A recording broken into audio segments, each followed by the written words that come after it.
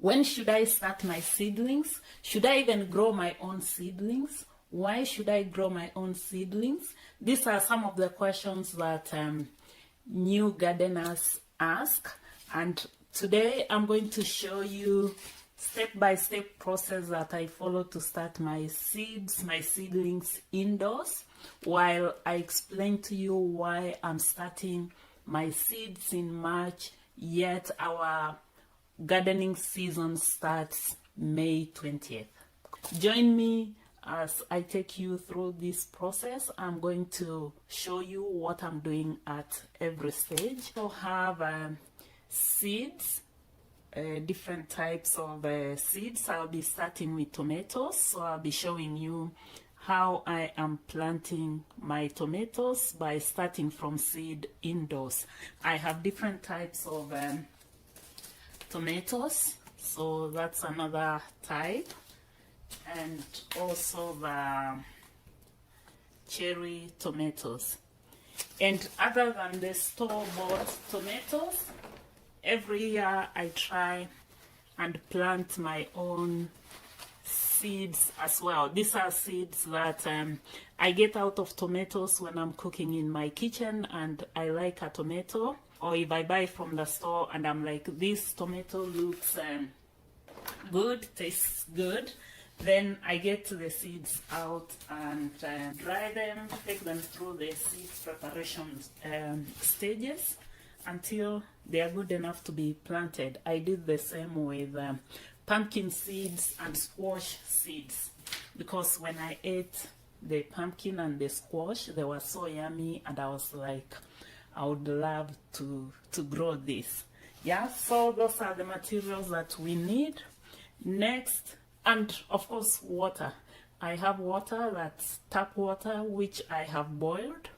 So that's what I'm going to add onto the soil, because normally the soil, the seed starting soil or the seed starter that is sowed is a bit too dry, you know, to plant the seed and have it grow. So I'll have water as well. So now let's move on to the first stage, which is mixing our soil. Keep on adding water and have a feel of the soil. I'm able to tell that now it's wet enough for me to use. You can squeeze it a little bit just to gauge how good it is. And I'm able to tell all this, you know, like when I mix and I keep saying it feels good enough or not. It's because I've been gardening for as long as I can remember. But for city gardening, I've been doing for almost 2 decades, almost 20 years. So it's I've been doing this, mixing soil, adding water for a long time. But if you're a new beginner, then it will take you time, the trial and error, but no need to beat yourself up if it does not work as fast. Over time, you'll start getting it right very quickly. Let's move on to the next stage of filling soil into the seed holders, the trays. So to fill the trays, be innovative. You can use a table if you have. From kitchen table to working table, you can work on the floor. All that matters is that you are comfortable enough, you have a place where you'll place the trays. For me, I'm using the stepping stool to hold my trays. So I'm going to fill each of the cells, and this is how I do it. Just roll around the soil and it will keep on dropping into each of the trays, each of the holders. Our planters are filling in quite well, so I've filled most of all of them, actually not most of them. And as you fill them, what you do is to compact the soil, and that way you realize, or you get to know the ones that need more soil or need to be pressed. What we don't want is to just put soil and then after planting you find that the soil is only filling in halfway. We want it full so that seeds have enough soil within which to germinate. I'm going to start planting from one end of the tray and keep on moving. So I'll start from the left and keep on moving towards the right. That way it makes it easy to label the trays, to know which seeds are from where up to where. And you could be wondering how we are going to plant the seeds in this small garden. So I'll use a pencil to make the holes. I'm going to make one hole per tray. If I was using these cups, because this is another alternative when it comes to your choice of tray where to plant. If I was using this, then I would plant 2 seeds per each. So now we move on to the next stage, which is the magic of planting. And the seeds I'm going to plant here are by Mackenzie. They are organic seeds, organic tomato seeds by Mackenzie, and this is the beefsteak variety. So it says it's the heirloom, which means that it takes quite some time to grow. But if our seeds grow, you know, then even if we harvest after 80 days, almost 3 months, that's still okay if we get a good crop. And in the details section of the seed, it says they'll germinate between 7 and 16 days. You are now starting to get why I am starting the seeds on the 20th of March, yet our planting season starts on the 20th of May. We need a lot of time, not we, but the seeds need a lot of time, because it's like they need 2 weeks to germinate, and to germinate is just to get out of the soil before now they start growing to form leaves and everything else, and be ready to be transplanted into bigger containers and then taken out to the farm. So big packet, few seeds. You can see the seeds that I have there. They are not so few, but again, compared to the size of the packet, they are not that many. These are tomato seeds. They are normally quite tiny and hairy. So when you are holding yours, if you are planting them outside, you really have to protect them from the wind, because if you are holding them this way and the wind comes, it can take all of them. Yeah.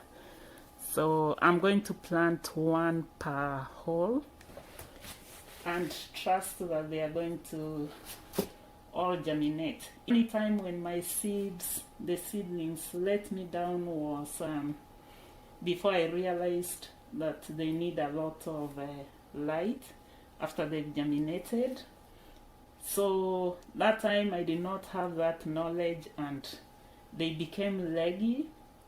You know, at first I was like, oh, they are growing so well, they are growing so tall. It's because I did not know they were growing that fast, because they were looking out for the light.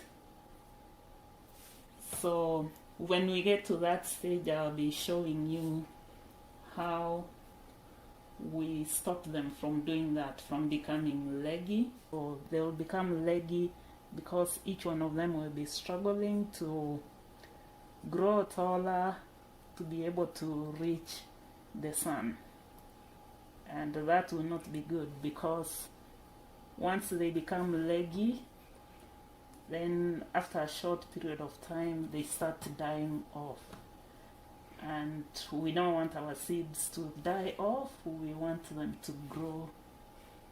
If everything germinates, and that's my hope, that's my plan, then I'm going to have too many seedlings. Normally what happens is that I'll plant some of them in buckets, some out in the farm where we lease the space for growing vegetables, and then the remaining I'll plant on my backyard. But if I still find that I have too many, I always see during the planting season, you know, people have not thought of raising their own seeds. Maybe they go to the stores, the garden centers, and they are not able to find a certain seed variety. Then that's the time when I can tell people like, oh, I have these extra seeds. So this one is going to get 2 seeds because that's the last one. So after that, now you return the soil. Okay, so we finished planting the beefsteak tomatoes. I have other tomato varieties to plant. So the pencil for now is my marker, my boundary marker. Before I move on to the next tomatoes, so I'm going to put a mark here showing that this is the end, or this is where the beefsteak tomatoes reach.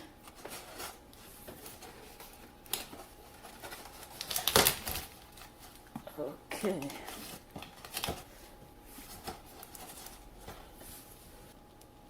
I tell you, sometimes when you are doing it, it might look like, oh, how can I forget? There's no way I can forget. But I tell you 2-3 days down the line, because you have other things that you'll be doing. Like when I finish this, I might go and decide that I need to write a blog post about my planting, which means that my mind will shift from the arrangement of the trays until the next time when I come to water them, and that's when I'll be like, oh, where are the tomatoes? Where are the peppers? Where are these?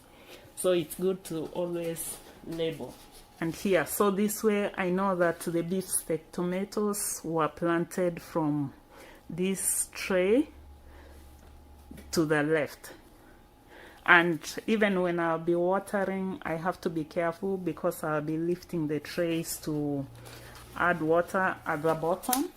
So I'll always remember that when I lift the tray, I put it down, I return it again, same direction. So next, I'm going to plant another variety of tomatoes, and these are the tomato maglobe. Yeah, that's the name, and it says it's an heirloom, and this is by Livingstone. Normally what I do, I buy seeds from different companies so that I spread out the risk, because the beefsteak was from Mackenzie, it's organic, and now this is from Livingstone. So yeah, this is what I'm planting next in the remaining parts of the tray. So let's get on with that. So I've just opened our tomato maglobe. That's from by Livingstone, and I've already made holes, pencil holes, not very deep, not even an inch deep. So I'm going to start planting. And actually what I see is that the Mackenzie seeds took half of the space, so half of the tray space, because the tray has 72 plots. Let me see how many seeds. It means there are 37 seeds in the Mackenzie packet, because one of the slots I remember putting two seeds. So I'm going to plant one seed as well from the Livingstone, and at the end of it we'll be able to tell how many seeds are in that packet. So I'm almost done planting the Livingstone tomatoes. Actually, the breed is not Livingstone, that's the producer. These are the maglobe. breed of tomatoes. And what I discovered is that their package has more seeds than the Mackenzie one, unless I held more than one seed of the Mackenzie one when I was planting, because it came to a total of 37 seeds, while the ones from Livingstone are around 51, 52 seeds in the packet, versus the Mackenzie, which has 37 seeds. So, but I'll see as they germinate. That's when we know everything, all the way to harvest time. And what you do after you plant, because if we are doing this on bigger trays, then like when I plant outside for the crops, which I start outside, I get a stick or a small metal and like plant this the seed cover at the same place, so that way I get to know what I've planted there. But still, even if I've started my seeds indoors, I don't throw this away. I keep the packet until I harvest and store the tomatoes. Then that way I'm able to tell a story about that specific brand or breed of tomatoes and the company where I bought them from. So such information will help me next year and the year after. When I need to plant tomatoes, then I look back, how did they fare off from such and such a company, and then that will help me make decisions. For example, I've been using seeds from Mackenzie for a long time and they've been doing well, so that's why whenever I go back to buy seeds, I check organic seeds from Mackenzie. So as I said, I label my trays, so I'm going to put this sticker where we start the Livingstone tomatoes from, the seeds, so that when we'll be transplanting them to the farm, we'll be knowing which is which. And that's how, at the end of the day, at the end of the season, we'll be able to tell which tomatoes, which are the beefsteak, which are the Maglobe from Livingstone. So if you would like to get serious about growing tomatoes, then you might decide to keep records. Records help you when the next season comes and you're asking yourself, which seed did I plant last year? Which one did well? Which one do I need to avoid? Then you reference back to your notes, and yeah, for me, that's how I make those decisions. I don't know if this is specific to me or if it happens to you. You can comment below and let us know if you make notes or if this is just something which is unique to me. And I'll not be surprised by that, because I am a researcher by profession. So I'm always recording things, noticing, coming back and analyzing, and then making deductions from the outcome. So now we have our tray, our first tray of seeds ready. For you, how do you decide on what you're going to grow? Like if you've decided you're going to grow tomatoes, are you growing tomatoes because everybody else is doing the same? Or are you growing tomatoes because they are very expensive during the non-farming time? Or like me, are you growing your own tomatoes because you like to eat salad and you worry what has been sprayed in the food that you are buying and eating, especially salads that we need to eat raw? Yes, we wash them, we pour vinegar on them, but still at the back of the mind there's still that feeling of has it been sprayed? Am I eating something that has been sprayed? Okay, so for today we've come to the end of the planting. That's starting my seeds indoors, but I haven't finished because I have like 6 more varieties of vegetables and herbs to finish planting. But I'll do that tomorrow if I can spare another hour. If not possible, then I'll plant them on Friday. But I'm glad that I've been able to start my seeds on the 20th of March. I hope these trays will survive until next year, you know, so that I don't have to buy every year. So we'll cover them this way. They'll stay this way covered until they germinate. We've come to the end of today's session of starting seedlings indoors during the cold season. You should see outside we received some snow last night, and here I am today planting. But as we've talked, it's the time that the plants need to mature into seedlings to be transplanted mid-May, from mid-May, but our last frost is 20th of May, so we can only start planting from the 21st of May.